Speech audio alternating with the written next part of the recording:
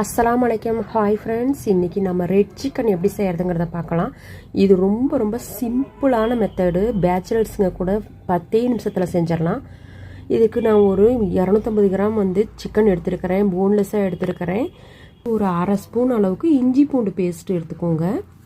கறியோட குவான்டிட்டிக்கு தகுந்த மாதிரி நீங்கள் இஞ்சி பூண்டு பேஸ்ட் எடுத்துக்கோங்க. தயிர் ஒரு 200 மில்லி அளவுக்கு எடுத்துக்கோங்க.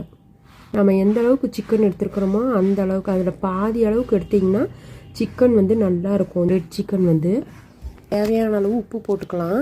நல்லா இந்த மாதிரி ஸ்பூனில் மிக்ஸ் பண்ணி விடுங்க. நமக்கு கிரேவி இந்த தயிரோடது தான் வரும். ரொம்ப ரொம்ப டேஸ்ட்டாக இருக்கும். குழம்பு மிளகாய் தூள் தான் நான் ஆட் பண்ணியிருக்கிறேன். அப்புறம் மெயினாக இதில் தேங்காய் எண்ணெய் மட்டும் ஊற்றுங்க. தேங்காய் எண்ணெய், நெய், இது ரெண்டில் ஏதாவது ஒன்று ஊற்றுங்க. சன்ஃப்ளவர் ஆயில் ஊற்றுறத விட தேங்காய் எண்ணெயோ நெய்யோ ஊற்றினா ரொம்ப ரொம்ப டேஸ்ட்டாக இருக்கும் ரெட் சிக்கனு. அப்புறம் ஒரு அரை டம்ளர் அளவுக்கு தண்ணி ஊற்றி குக்கரில் நல்லா விசில் விட்டுக்கலாம். அவ்வளோதாங்க ஃப்ரெண்ட்ஸ். இதில் வெங்காயம், தக்காளி எதுவுமே போட தேவையில்லை. இது ரொம்ப சிம்பிளான ரெசிபி தான். நீங்கள் 10 நிமிஷத்தில் யார் வேணாலும் செஞ்சிடலாம். ரொம்ப சிம்பிளாக இருக்குதே, டேஸ்ட் எப்படி இருக்குன்னு நினைக்காதீங்க. டேஸ்ட்டு ரொம்ப ரொம்ப அட்டகாசமாக இருக்கும். கடைசீட்டில் நான் இதில் 1/4 டீஸ்பூன் அளவுக்கு கரம் மசாலா தூள் போட்டிருக்கேன், வீட்டில் அரைச்சது.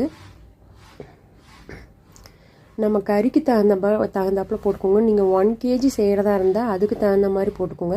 பாருங்க, நமக்கு நல்லா வெந்துருச்சு. இப்போ இதை நான் தண்ணி நல்லா ட்ரை ஆக்க போகிறேன்.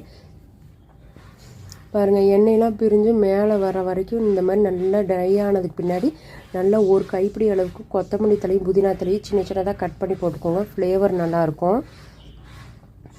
அவ்வளோதான் ஃப்ரெண்ட்ஸ். ரொம்ப சிம்பிளான நம்மளுடைய ரெட் சிக்கன் ரெடி ஆயிடுச்சு. இதுக்கு ரெட் சிக்கன்னா நீங்கள் எந்த ஒரு கலரு எதுவுமே போட தேவையில்லை. இதில் காஷ்மீரி மிளகாய் தூள் இருந்துச்சுன்னா நீங்கள் அது கூட போட்டுக்கோங்க.